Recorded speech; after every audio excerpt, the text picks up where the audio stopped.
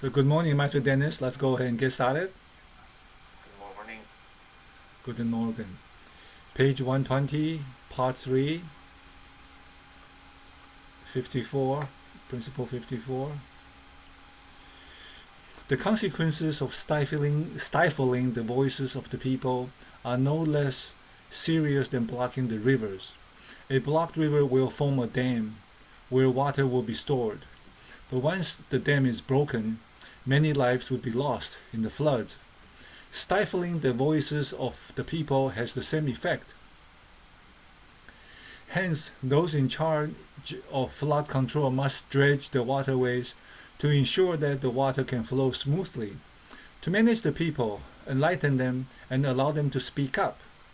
The people's mouths can be likened to the mountains and the rivers on earth, from which the wealth and properties of human beings are created. In addition, the earth, with its high and low terrains and different geographical features, is the source of food and clothing for human beings. By allowing the people to speak freely, good and bad political affairs become fully transparent. Mature ideas can be adopted from these speeches and become government policies. If people's voices are stifled, could the government last long? So this is the teaching. And when you get a chance, feel free to look into Lee Kuan Yew, the ex-prime minister of Singapore, who brought a third world country slum to first world standard. And he imposed control of some speech. And internationally, when journalists said things about him, he took them to court like 31 times. And he sued them for libeling, defamation. And he won every single time. So that guy kind of contradicting this principle here, but I think there's a range. If you get to a point where you are continuously lying and just making up stories versus controlling the speech. So anyways, that's a different topic altogether. So I think it goes back to the process. Does it add value to the society for people to continually say certain things? So I think that's where ex-Prime Minister Lee Kuan Yew was focused on. Page 123, King Tang said, I have previously mentioned that when someone looks at water, he can see his reflection. When we observe the lives of the people, we are able to tell if a government is clean and honest. Yi Ying said, this statement provides such a great insight. Only by accepting the advice of others can a country's administration improve. To govern a country and nurture tens of thousands of people, we must allow virtuous people to assume all the important official positions. Let's strive for that. Let's strive for that. And just keep this in the back of your mind. If you go into YouTube and begin to watch Lee Kuan Yew, Leekuanyan, something like that, from Singapore, some of his videos just unbelievable, incredible execution. And presidents from the United States, from all over the world, go to see him. And even Deng Xiaoping went to see him. And China's modernization is based on Singapore. And it's just extraordinary politician and how he ran the country, just unbelievable for me. Page 125. Master Yu Li had given me advice in 9 aspects. 1. Don't be the source of disaster. 2. Do not rely on wealth and authority. 3. Do not rely on being the favored minister. 4. Do not diverge from the public's wishes. 5. Do not be arrogant to well-mannered individuals. 6. Do not be vain about your ability. 7. Do not be irate again with the same issue. 8. Do not conspire to an unvirtuous plot. And 9. Do not violate justice. Page 127.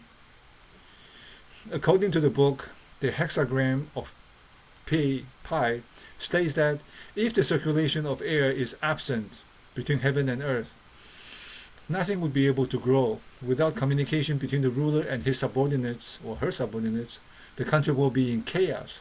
The inner yin, kun, trigram, and the outer yang, chen, trigram, symbolize gentleness on the inside and vitality outside.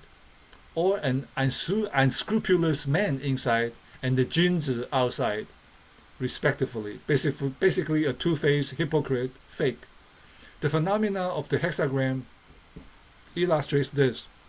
When an unscrupulous person is holding office, wise and virtuous Junzi, last time we talked about, is the king's son, meaning a gentleman of proper moral upbringing, will be dismissed.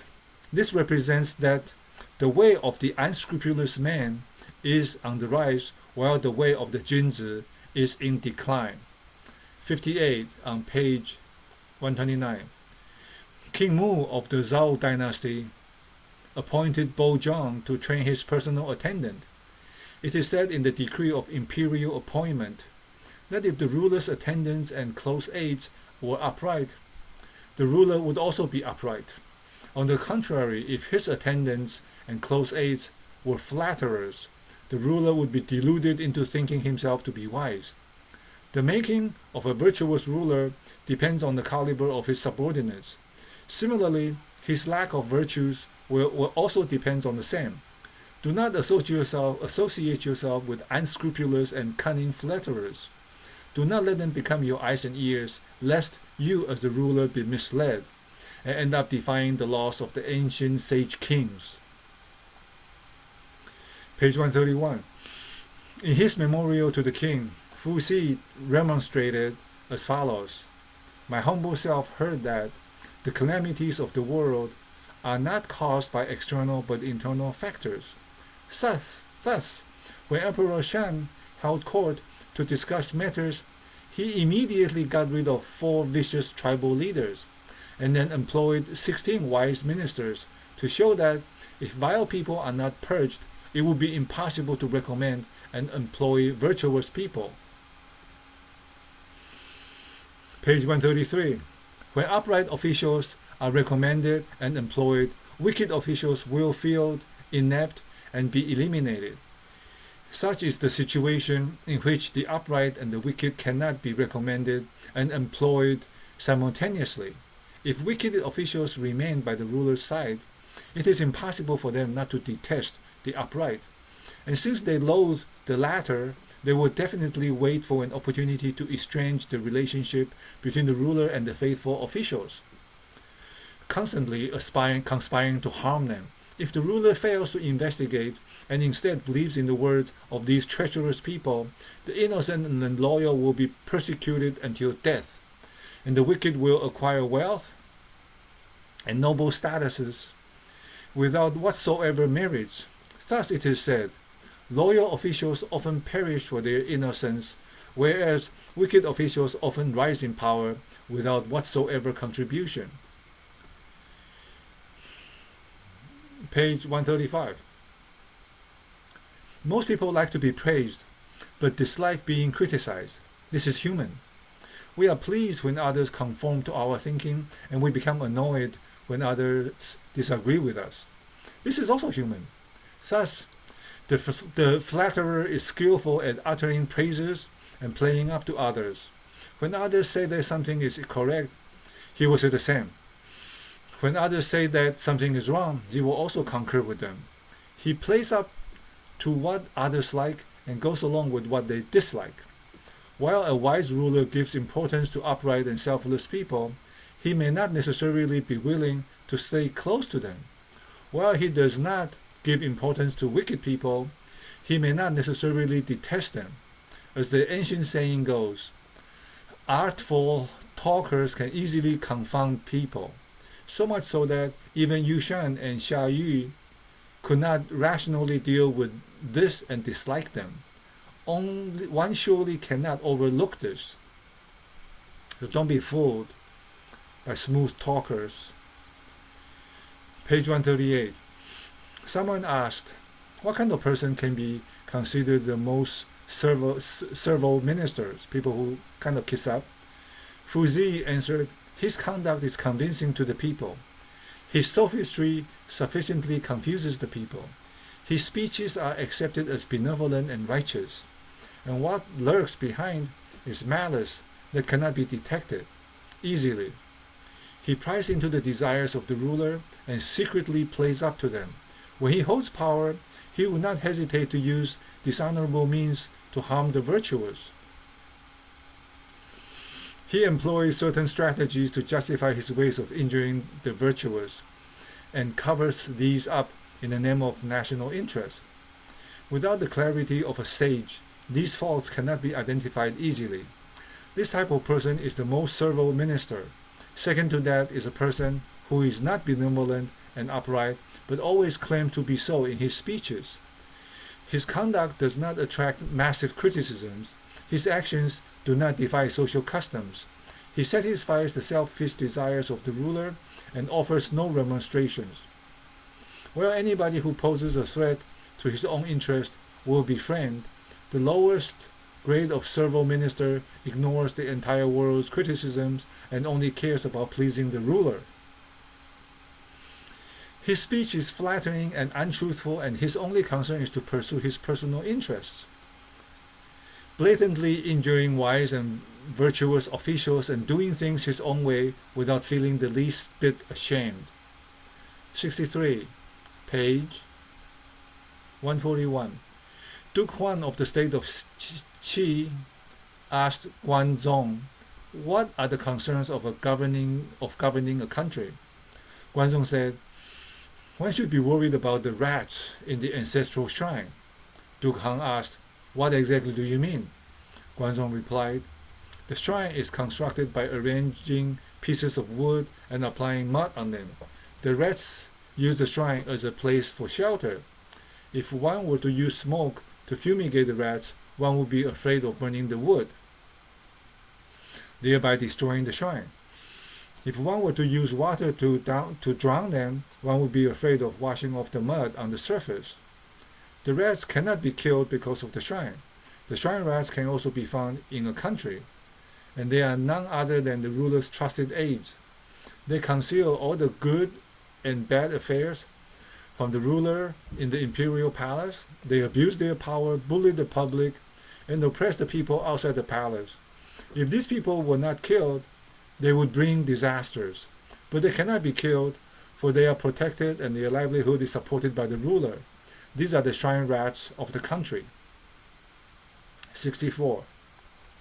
Page 143. Sages choose their words carefully before speaking. They choose the tasks that they can handle before taking actions.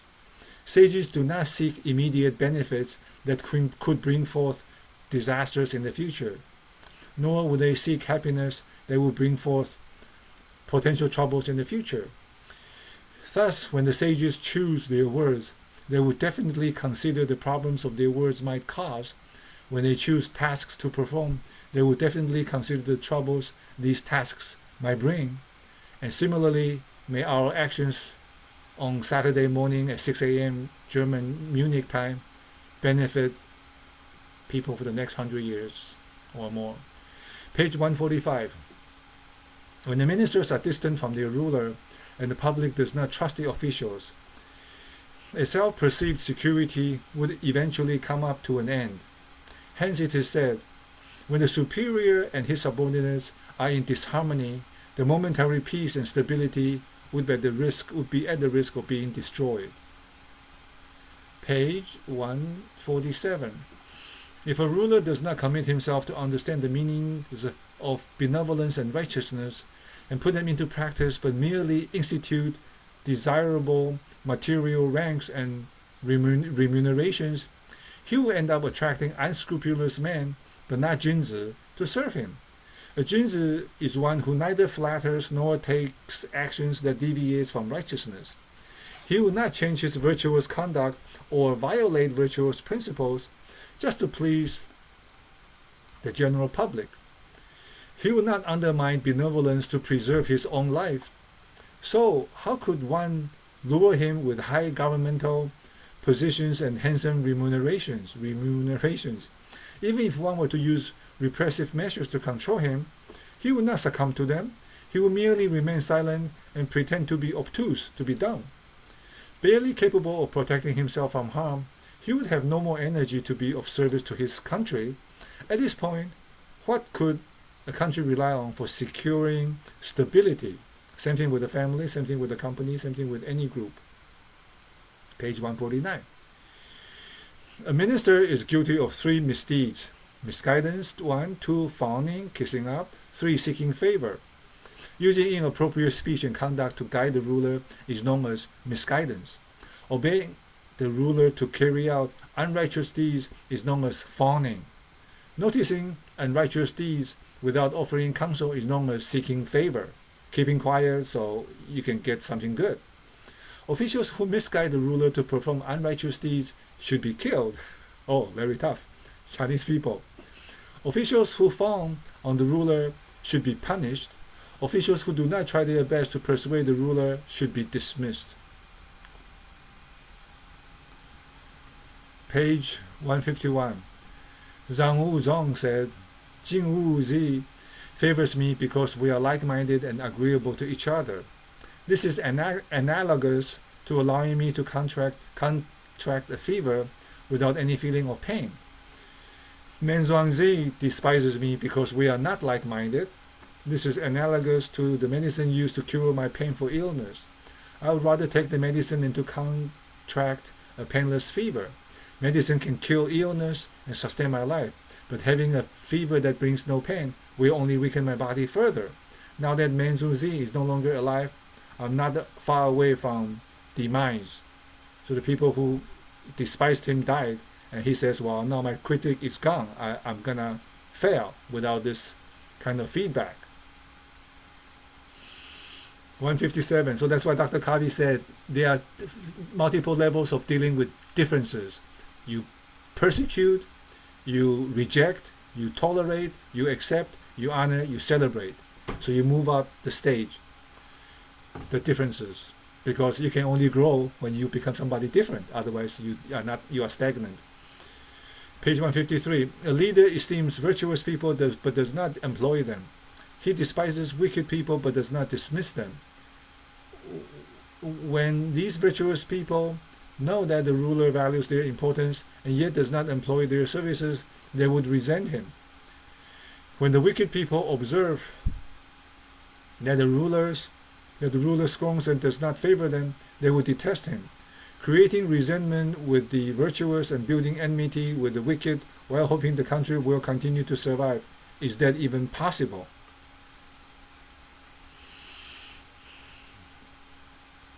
Page 154. Mr. Qing Zhen from the state of Jing said, turning our back against those who have helped us will alienate us from our close associates. Gloating over the misfortune of another country is malevolent. Greedily acquiring goods and profits and being unwilling to share them is inauspicious. Enraging one's neighboring countries is unrighteous. If the 4 virtues are lost, on what could we depend to defend this country? And I think I mentioned this in the past. Jack Welch from GE said he glows from the glory from his team. It's only the people who make the thing successful, not the leader. Page 155. At the city gate of Yang, in the state of Song, a palace guard passed away, and the Minister of Public Works, Zi Han, wept in sorrow upon entering the mourning hall. The intelligence officer hiding in the state of Song returned to report to the Duke of Jing. At the city gate of Yang, a palace guard passed away, and the Zi Han grieved his death in deep sorrow. The people were touched by this gesture. The country is united, so it looks like this is not a good time to wage a war against them. Upon hearing this, Confucius said, excellent. From such minor matters he can draw inferences. He is really good at observing the situation of the country. Chen Su. Chapter 2, the art of a minister. So the chapter 1 was the art of being a ruler, a king. Basically, you are a patriarch of your family. So this is when you are a minister, you are supporting the ruler. Page 158. Loyal officials serving the ruler have given their physical lives and their souls for the purpose of achieving significant contribution to benefit the country and the people. Like when I go to work, that's the attitude I should have to the company, to the leader, and to everybody, the customers and the co-workers. Hence, they will not change their principles in good and bad times. And they will not compromise their character for personal safety. That's why in the zero wait time out of execution, there's a section on principle-centered leadership. You are guided by the principle, not by how good boss or the money is. Page 160. The righteous quality of an upright individual. The basis of a good subordinate consists of the following. The strategies proposed could govern a country sufficiently well. His loyalty and faithfulness could inspire the ruler. His fairness and justice could console the populace. His gentleness and congeniality could sufficiently summon obedience. He does not engage in slandering others for a job promotion. Further, he will not hurt others for the sake of gaining appointments.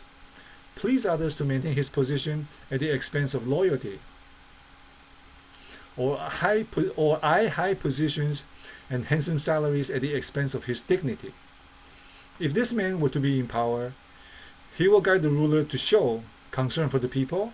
If he is not in power, he will educate the subordinates and the general public to obey the ruler. This kind of person, when promoted and given important duties, will bring peace and happiness to the people. And when he retires, he will make the ruler appear dignified. One can say that he will not lose his honesty when in office or lose his integrity when he retires. Such is the righteous quality of an upright individual, and it serves as the basic standard that must be upheld by a subordinate. And to put this in the context of the Buddha was a king. He gave it up, so he's not into the Tao of rulership. He didn't become a minister. Who did he become? And look at Jesus Christ. He had no official position. 2,000 some years have passed, and we have this thing called Christmas, Christ Mass. The point is, these are teachers. Foundational belief, basic conduct in this universe. And they come to teach that with no official position, who actually gave up powers. So to propagate the teachings in the King's Tao, King's way, is for people like we are us. We are householders, we are workers, and they are politicians, and they are people who run companies. This is really for them. But for somebody who is at heart, like in my case, I very much believe in the hands-on execution, and not as a teacher, but at least to show all the mistakes I have made, so people don't make them. So anyways, that's just to put in context what we are doing here. From the Buddhist or from the Christian perspective, Jesus picked a bunch of fishermen, blue-collar laborer, hard workers, physical work. And who actually propagated the teaching? He brought in St. Paul, a highly educated, Jewish gentleman. Yeah. So there you have it. These are the teachers and the disciples. None of them became a king. Serving as an official, page 162. Serving as an official as if one were a piece of earth. He nurtures all things and never rejects anything heavy. Dirty water may pollute it, but never will it reject the turbid water from seeping into the earth. When vegetation grows on it, it never claims any honor for it, helping to achieve great success, but never claiming any credit for his efforts is a yardstick of a good minister.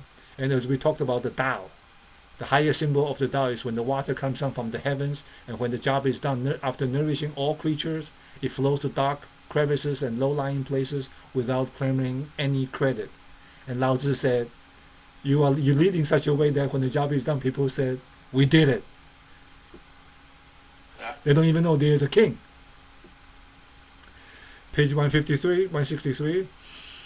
Serving officials would ensure that their memorials and speeches to the leader, be they big or small, are free from errors. When assigned to their tasks, no matter how difficult or easy they may be, the officials would not evade or decline or carry out the tasks. If the ruler remembers and acknowledges their efforts, they will not gloat about it, but would become even more dedicated instead. If the ruler forgets about them, they would bear no resentment and continue to work harder. Regardless of personal safety, they would not change their aspirations, and regardless of the circumstances, their sincerity stays unchanged. remaining ceaselessly diligent throughout one's life by practicing all the aforementioned principles, would it even be possible that they become rulers objects of detest or of detest? So that's why the principle-centered leadership, to be able to guide yourself once you understand it, so you can execute in difficult and confusing situations. Page 165. People in noble positions do not engage arrogance. Yet arrogance has been unintentionally acquired. Wealthy people do not engage extravagance. Yet extravagance has been unintentionally acquired. Arrogance and extravagance will lead to failure and demise. Thus one should be respectful, prudent, and frugal to establish morality, and he should never do deceitful and fraudulent deeds. Page 166. Moses said, a Junzi would decline the job of a chef in charge of slaughtering animals if he could not handle it. Would it not be absurd to appoint him as the prime minister, shouldering great responsibility despite his incapability? Page 167. Li Huashui, an administrator of injunctions and a prison warden of the state of Lu, was wrongly accused and henceforth demoted 3 times. Someone asked him, "Can you leave the state of Lu?" To which Li Huashui replied, "If I take the honest way to serve the ruler, in which country would I not suffer demotions?" Thrice, if I take the crooked way to serve the ruler, what need is there for me to leave my homeland? It's fantastic. Lucky he wasn't killed. Page 169. Yang Zhen's middle son was Yang Bing, whose courtesy name was Xu Ji.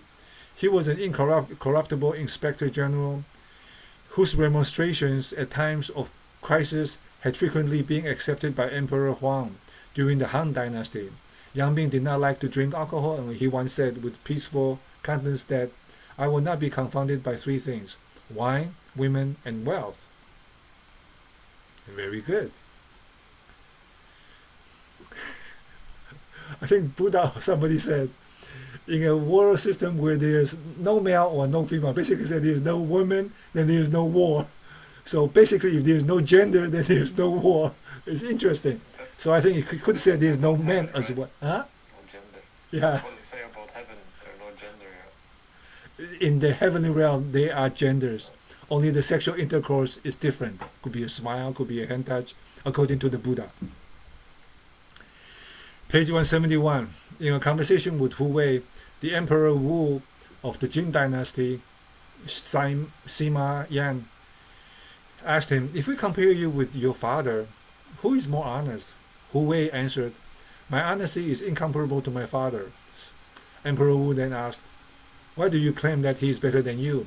Hu Wei replied, "My father is honest, but is afraid that others will know of his honesty. Whereas I'm honest, but I'm afraid that others will not know of it. This is how much more superior my father is compared to me." That's funny too. Take a low profile, because when you become visible, you become a target. That's why process ninja. Sometimes you have smart ideas, keep it to yourself, because you may become a target when you share it. You think you are so smart? Huh? Better than me? Page 173. Wang Gongzi, senior minister of the Duke Ali of the state of Jin, said, "A person owes his life to 3 kinds of benefactors: his monarch, his parents, and his teachers. Our respect and love for them are the same, and we will serve them earnestly throughout our lives. For our parents give us life and rear us. Our teachers educate and guide us, give us life at work. And our monarch grants us remunerations and favors, livelihood. We must lay down our lives to repay them, where righteousness demands it. This is the principle of human conduct. But nowadays it's whoever gives me money, I will kiss up, and everything goes." Page 175. Yi Ying, worthy prime ministers of the past emperors helped to revive the glory of the imperial Achievements. He said, if I'm unable to assist the king to become a wise ruler like Emperor Yao or Emperor Shun, I would feel ashamed, so ashamed, as if being whipped by someone in a marketplace. If there were a person who was not properly positioned, Yi Yin would say, it is my fault. This is how he assisted our outstanding ancient king, Chen Tang, to accomplish heavenly achievements of serving the people. Page 177. Duke Jing of the state of Qing asked Yan Zi, what are the characteristics of a loyal minister? Yan Zi replied, such a minister would select the virtuous and among them appoint capable ones to assume governmental positions rather than favoring his own relatives. He would only take up a position for which he is qualified and earn a salary that matches his ability. Never would he position himself higher than another more capable person, or accept a higher salary than that person. He does not do things simply to please the ruler. He is faithful regardless of his position. The worthy's talents will not be swept under the carpet, and subordinates will not be harshly treated while he flatters and ingratiates with his superiors. If the ruler abides by the virtuous Dao, he will join the imperial government and works as an official. Otherwise, he will just retreat and remain reclusive, as he does not want to be the ruler's accomplice in committing acts of wickedness.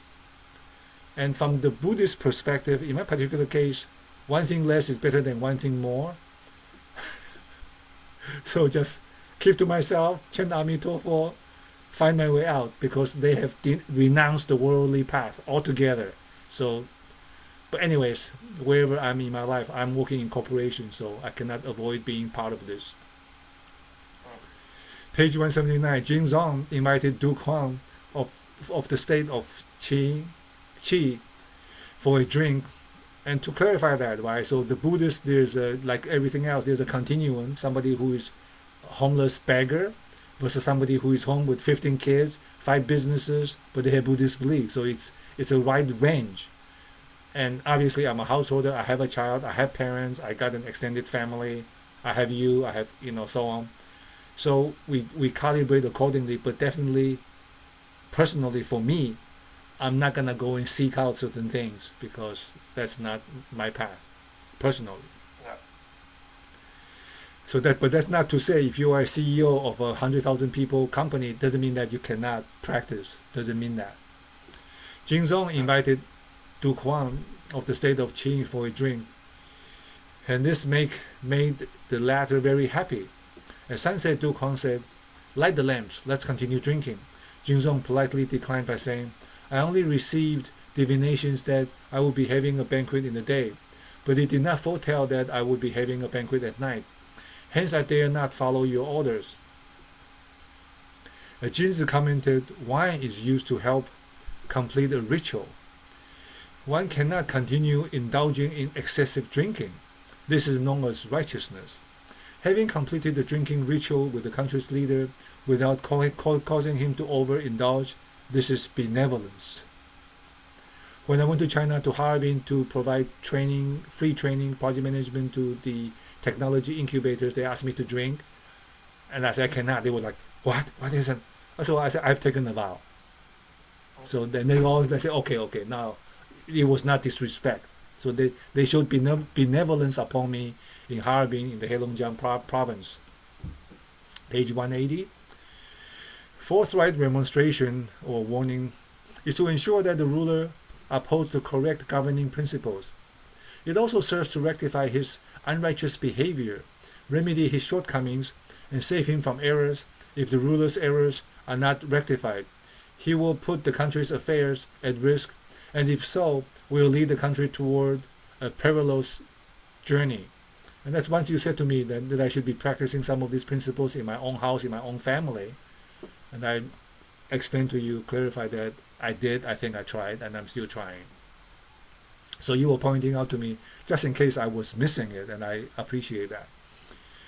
Amongst friends, obviously, there are no rulers here. Page 181.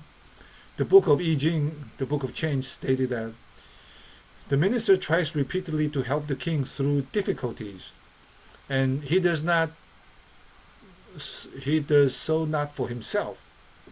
The loyal and forthright minister can remain so because he hoped to rectify the ruler's faults. The ruler's faults are the seeds of the nation's perils. When one could see that the ruler's faults yet refused to remonstrate with him, one is disregarding the threat posed by the ruler. Disregarding the threat posed to the ruler is something that any loyal official would not bear to do, but this is written in a time when the ruler just can say off with his head and imprison him and kill him and his whole family. So these are dangerous times. In the modern times is it better to be somebody's friend or to take a risk to help them and have they hate you? Right? So the Buddhist teaching is, if you think they will be accepting, like you are riding on a horse, and then you raise your whip, and the horse saw from the shadow the whip is on, horse will begin to run. It's good. In some horses you have to hit it lightly, then it will begin to run. In some horses you have to kick it with a spur on the back of the shoes, the star, to stick it, and you will run.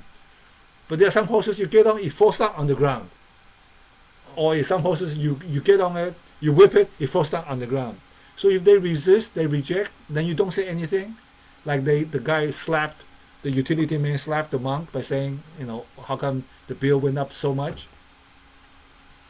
Because the personality is formed, the brain, the neuroplasticity, the personality of the fingerprints is imprinted in the brain. It's very difficult to change. People don't want to change, especially when they have the power or they are tough people, whatever. So there's wisdom in doing this. What good is it if you speak up and get yourself killed? I mean, that's not very smart, and you shouldn't do it. You shouldn't speak up. Keep quiet if you want to stay in play or leave so you don't get killed. Because with you dead doesn't help anybody, so don't do it. Page 183. Zilu asked how a ruler should be served. Confucius said, do not be untruthful to the ruler. When his conduct is inappropriate, just remonstrate with him honestly, even if it means offending him. That's fine. Confucius is saying that, and who am I? I'm just saying, but if you think it will get you killed, maybe don't do it. Not too smart. In the PDF, the zero wait time, I talked about it. There's sometimes you just keep quiet. When you are not ready, it's more beneficial for you to stay in play and learn and establish your understanding and depth. Then just keep quiet rather than speak up and get shot, which eventually happened, but anyways. Page 185.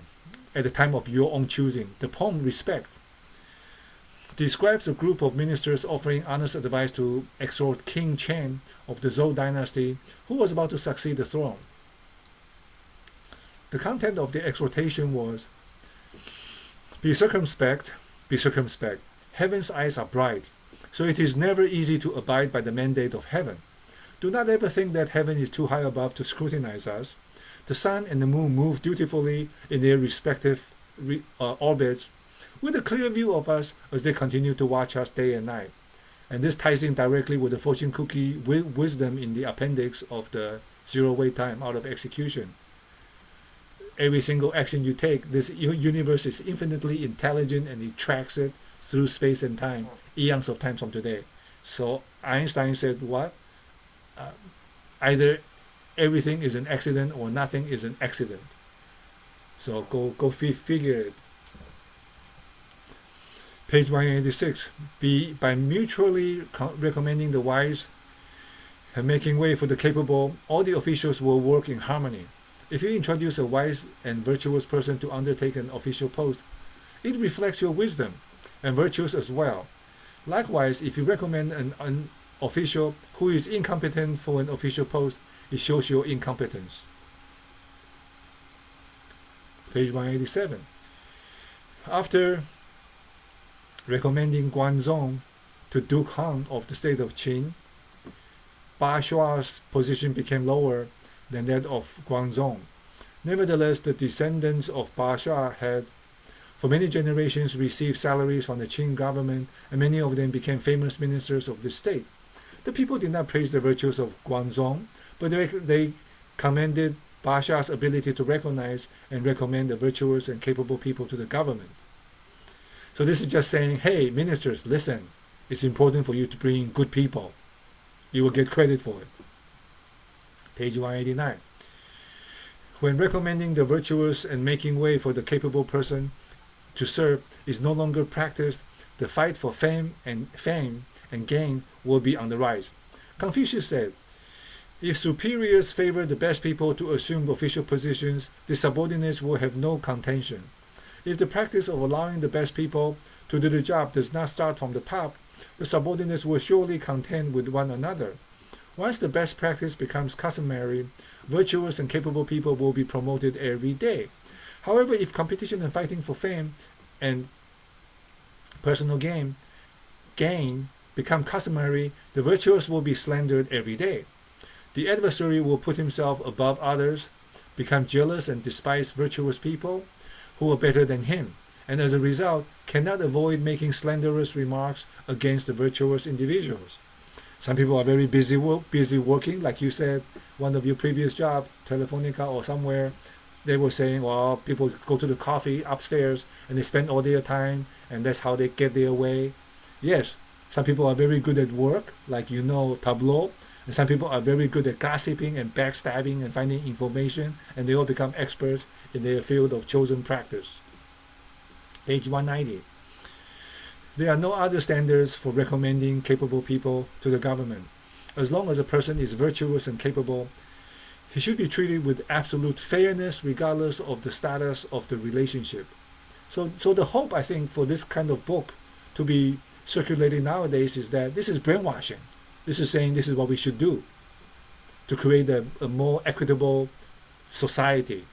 And go check out the Singapore guy, Lee Guang Yao. And I think he's really done a great job. Page 191. People always think that they esteem virtuous people, but what they actually favor is behavior that pleases them. While the virtuous are recommended the world over, some countries would achieve stable governing, whereas others would experience disorder. This is not a deliberate mistake made during the promotion. Rather, it is because the ruler seeks like-minded people. If the ruler is not virtuous and he seeks like-minded people in the hope of gaining the assistance of the truly virtuous, is that not a far cry from the actual purpose? Chapter 3, esteeming virtues. So chapter 1, the way of the king. Chapter 2, the way of the minister. Chapter 3, how do you esteem good qualities? Page 194. Wen Zi consulted Lao Tzu about the Tao. Lao Tzu replied, regarding Tao, practice it in small ways and you will acquire minor blessings. Practice it extensively and you will require enormous blessings. With full adherence to the Tao, people will come and pledge their allegiance, and I dedicate this to Meister Dennis. However you choose to live your life, your family, your career, may that happen to you through the Tao. Page 195. A country will last long because it follows governing principles that are virtuous. A country will meet its downfall if it fails to carry out governing principles that are benevolent. Following virtuous governing principles will lead a country, however small it is, to become stronger. On the contrary, the presence of failing science will lead a country, however big it is, to ruin, however big it is. When failing signs are everywhere, being a big country is insufficient to provide security. On the other hand, if righteous governing principles are applied, being a small country is no reason for others to treat it with contempt. A country will survive for a long time because it follows upright principles despite being small and vulnerable. A country will meet its downfall because it fails to follow upright principles despite being big and strong. And they say when you look at the rise and fall of the empires, such as the Roman Empire, the Greek Empire, you can actually study how the decline start. The decline start, according to Toynbee, is when the empires have reached a state of ease, E-A-S-E. That's when they begin to stop doing righteous things. Page 197. King Ji of the Xia dynasty and King Zhou of the Shang dynasty committed evil deeds and received punishment from heaven. In contrast, King Yu of the Xia dynasty and King Tan of the Xiang dynasty accumulated virtues, thus their benevolence and righteousness won them the support of the populace. From this we can see that heaven is impartial. It does not favor one above another. Abiding by the law of nature would bring benefits, whereas deviating from the law of nature would bring misfortunes. These are the guidelines for astronomy, geography, and human relations. Page 200. It is human nature to wish for longevity and dislike premature death. Wish for peace and dislike risks. Wish for honor and dislike humiliation. And wish for comfort and dislike hard labor. If the four wishes could be realized and the four dislikes could be eliminated, one would feel at ease. For the four wishes to be realized, one needs to follow rational principles. Abiding by these principles to cultivate the mind could help to preserve the essence of life.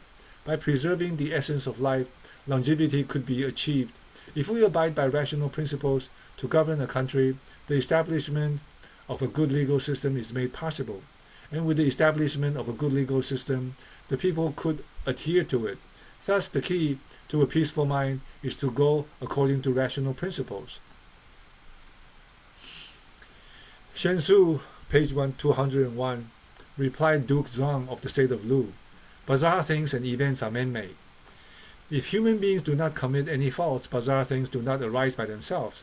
If humans abandon the law of nature, bizarre things and events are bound to happen.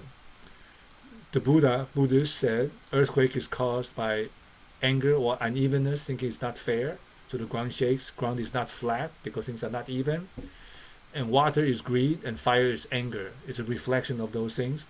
And the Buddha said, warfare will never stop until creatures stop eating other creatures.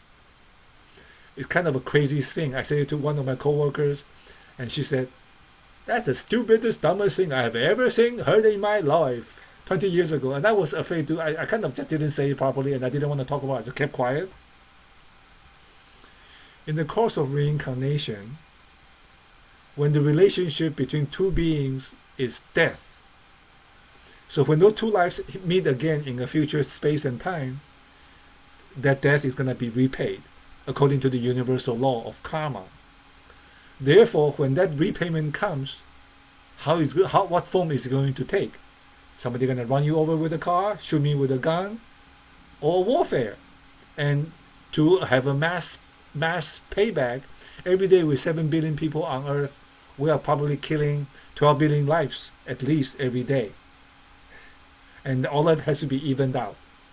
And that's why I'm not interested. Goodbye. But I'm working hard, I'm pushing hard. I have a sore throat from talking 3-4 hours today, but I'm pushing on. Thank you for your help. Page 203. A person without compassion is not human. A person without shame is not human. A person without humility is not human. A man without the ability to discern right from wrong is not human. Compassion is the foundation of benevolence. Shamefulness is the foundation of righteousness. Humility is the foundation of propriety. And the ability to discern right from wrong is the foundation of wisdom. Humans have these 4 fundamental qualities just as they have 4 limbs. However, if humans have these fundamental qualities but fail to exemplify them in their conduct, this is no different from damaging one's own good nature and giving up oneself altogether. A subordinate who thinks that the ruler cannot do well and therefore makes no effort to persuade him to reform will harm the ruler and cause him to be unrighteous. Fish are made to swim, birds are made to fly, horses are made to run, human beings are made to think. So as a human, by definition, we have the conscience and the imagination and the ability to learn this mindfulness. And if we don't use it, this is saying we're not human beings. And that's why we was talking about the Hinayana teachings never really took hold in China per se. I'm not an expert, that's what I heard. Because this kind of teachings replaces Hinayana, how to be a human being. Page 205, and Monk Jin Kong said that, so What do I know? Page 205. Sages of the past devised hexagrams, the letters, and wrote the book of I Ching, the book of change. According to the law of nature, there are 64 hexagrams, and each hexagram has 6 lines, which include the 3 treasures called heaven, earth, and man / woman, human. The first 2 lines represent earth, and the 3rd and 4th man, and the 5th and 6th heaven. Once the positions of the lines are fixed, heaven, earth, and man would adhere to their respective principles. The way of heaven is characterized by yin and yang. The 5th line is yang, while the 6th line is yin. The way of earth is characterized by gentleness and strength. The first line is yang, symbolizing strength, and the second line is yin, symbolizing gentleness. Yang means the sun, yin means the shade, male, female. The way of man is characterized by benevolence and righteousness. The 3rd line is yang, symbolizing righteousness. The 4th line is yin, symbolizing benevolence. Man, as a being existing between heaven and earth, should possess virtues according to yin and yang, as well as gentleness and strength, and manifest them through benevolence and righteousness. And in the zero-way time, duality scales is all about yin and yang. Everything in duality is yin and yang. High and low, left and right, hard and soft, fast and slow. This is all like fast and slow. We're talking about speed. Something is really fast, is more yang. Something is really, really slow, is more yin. So there's yin and yang in everything. That's why in the symbol of black and white, the Dao, within black there's white, within white there's black. Within movement there's calmness, within calmness there's movement. So a master fighter, even though they are fighting so ferociously, but they are extremely, extremely calm. It takes a long time to train. And the Chinese woman who became the UFC fighting champion, I will send her a video to you. Amazing. She's beautiful and she does talk shows, very smart.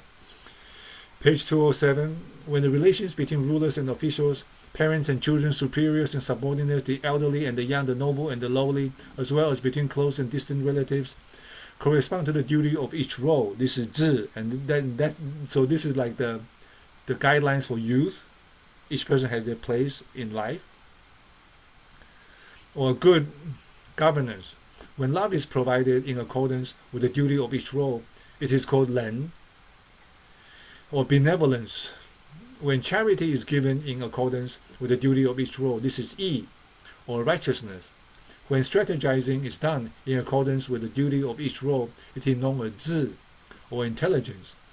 When actions are taken in accordance with one's duty, it is called si, or appropriateness. Whereas speaking in accordance with one's duty is xin, or trustworthiness. Only when all are done according to one's role is one qualified as an adult. It's similar to the 6 paramitas of the Bodhisattva way. Page 209. Even heaven and earth, which are the most sacred and divine, abide by the different statuses and order of things. What's more human being? Respecting one's clan in the ancestral shrine, respecting one's superiors at the imperial court, respecting the elderly in one's village, and respecting the virtuous and capable in performing their duties. These are manifestations of order rooted in Tao, the law of nature. For human beings. Page 211. The principle demonstrated by heaven and earth is to be fair and just when encompassing, caring for, nourishing, and supporting all things. Heaven and earth could abide by the correct path, treating all things fairly and selflessly. Thus human beings often respect and revere them. The principle demonstrated by the sun and the moon is to illuminate all things equally. When such equal illumination of all things, they bring universal brightness to the world. All the actions and conduct in the world converge to an upright single-mindedness. With utmost sincerity, free of desires, success can be achieved. Page 213. Confucius said, in the Li hexagram, heaven lies above the marsh, illustrating order in the superior or subordinate relationship, and that between the noble and the lowly. Such is the practice of propriety.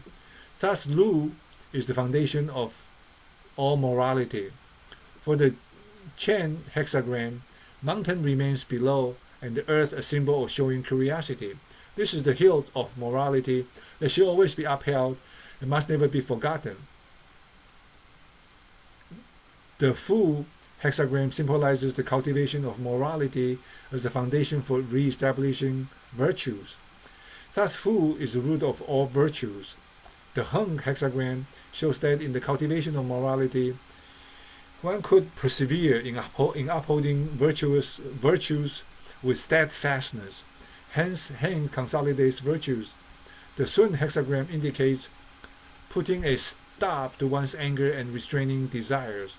In other words, it points towards the cultivation of virtuous conduct.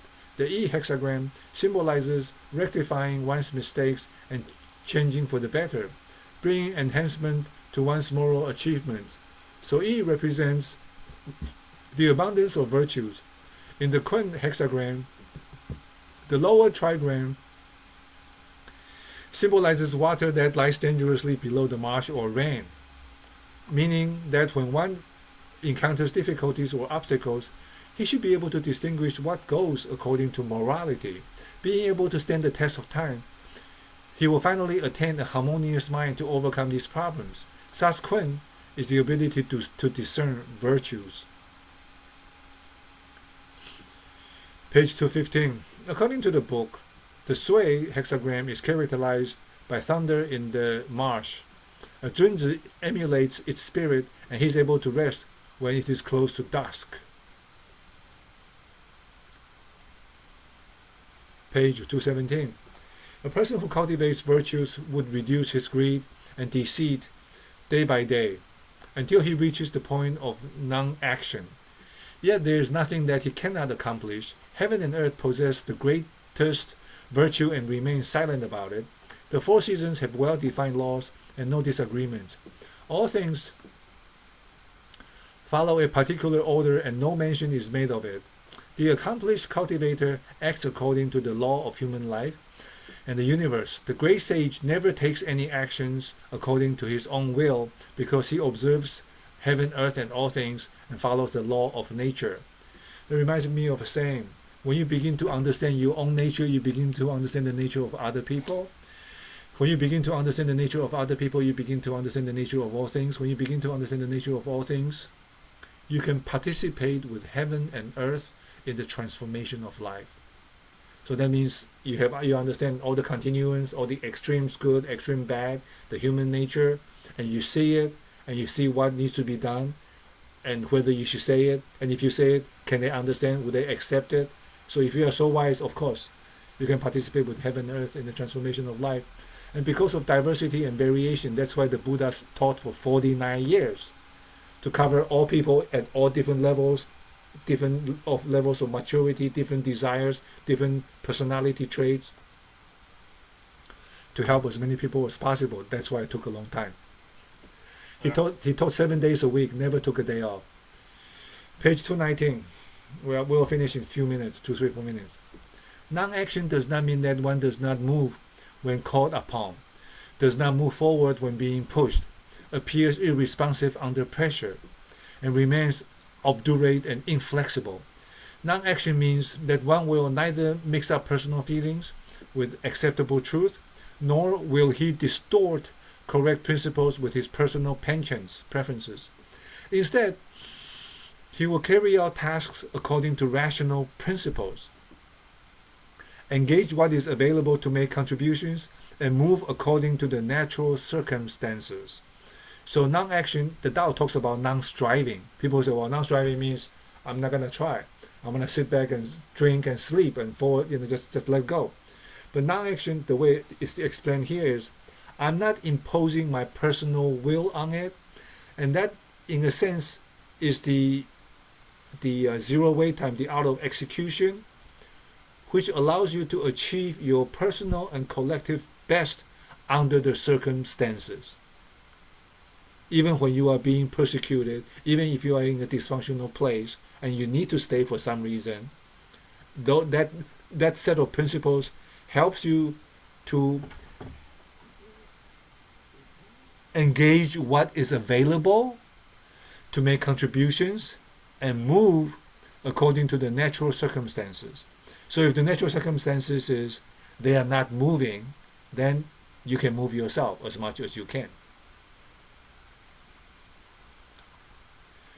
Page 221. As Yuanzhang Jichuan, this is the last one we will do, descended from the hall, he carelessly twisted his foot. He was homebound for several months and appeared gloomy. So his disciples asked him, "Teacher, hasn't your foot recovered? You have stayed at home for several months and you still look miserable until now. Why is that so?" Yanzhen Jichuan replied, "In the past, I heard my teacher Jigzi said, our parents gave birth to us unscathed, and when we die, we should return this physical body unscathed to our parents. Only this can be considered filial. Not injuring the physical body that our parents have given us, and not bringing dishonor to our reputation, is to return ourselves in its entirety to our parents. Hence, every half a step that a Jinzi takes, he will remember to be filial towards his parents. I have actually forgotten about filial piety this time. That's why I look so gloomy." So, I mean, at this point in my life, I went to see a doctor, I have some problem, and I said, personally, I really don't care. I actually like this, but I think on my wife's property, she takes possession and tries to take care of it. So I try not to deprive her of what she looks after very carefully. So do you have anything you want to add before we? No, thank you very much. Okay, thank you so much.